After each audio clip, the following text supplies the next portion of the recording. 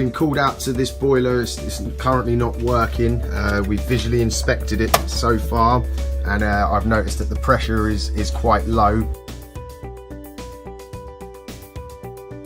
Top the pressure up to 1.5 where it should be, and we've reset the boiler, and as you can see, all the lights are on and the boiler seems to be working fine. Fault is fixed, but we've advised the customer that should the pressure drop, she'll need to contact us to try and work out why the pressure has dropped.